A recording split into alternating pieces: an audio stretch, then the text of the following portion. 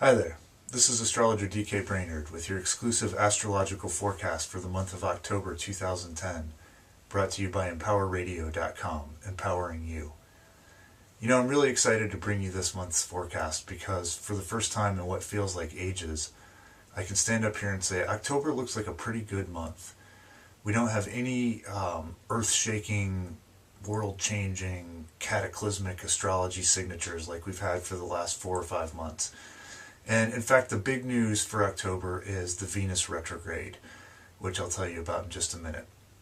But I do feel like October is a great month for us to get back on track and to really put into use some of the insights that we've gotten in the chaotic, tumultuous, but also very productive astrology of the last 4 or 5 months. So Venus retrograde, Venus goes retrograde on October 8th in the sign of Scorpio, which is Venus' detriment sign.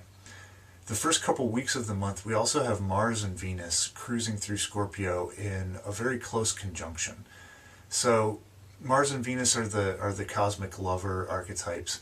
Mars' home sign is Scorpio, and Scorpio is Venus' opposite sign. So Mars is very at home here. Mars is the aggressive warrior, anger, assertive, outgoing, the hunter-gatherer function. And Venus is, of course, the goddess of love, beauty, harmony, attractiveness, wealth, balance, relationship, the good things in life. So what does this mean practically? When Venus is retrograde in Scorpio, anytime a planet is retrograde, we're looking within ourselves, we're looking back in time at the function of that archetype in our psyche or in our soul, in our personal history. And so with Venus retrograde in Scorpio, we're going to be reviewing relationship material, specifically as relationship functions within us on a very deep level, on the deepest levels of the soul. Scorpio is the detective of the zodiac. It's the psychologist energy of the zodiac. Scorpio fearlessly plunges beneath the world of surface appearances, where Venus happens to be very comfortable a lot of the time. Venus can tend to play it safe on those surface sort of niceties of let's all get along.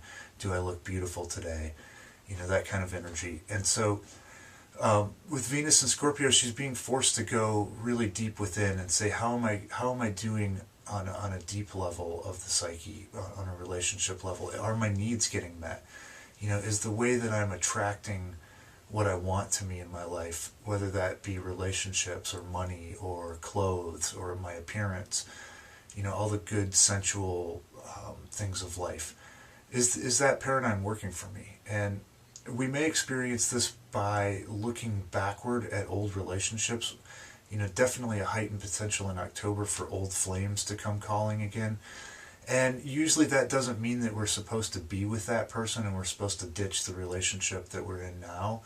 But what it may mean is that there's something that we didn't finish processing from that relationship. Venus and Scorpio negatively can be a signature for obsession, you know, for romantic fixation, fixation on another person, fixation on a part of myself, my appearance.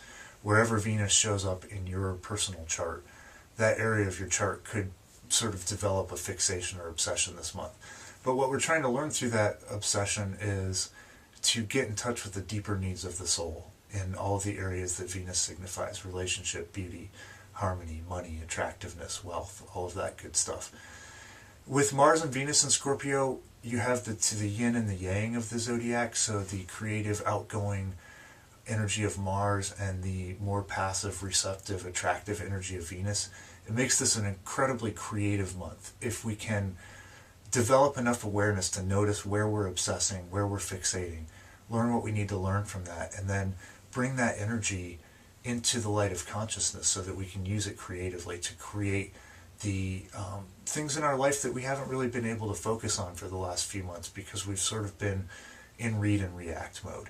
But overall, I really feel like October is just going to be a fabulous month, and there's a lot that we can learn. There's also a lot that we can do. So I hope you found this useful and enjoyable. Until next month, this is Astrologer DK Brainerd saying, may you go with the stars.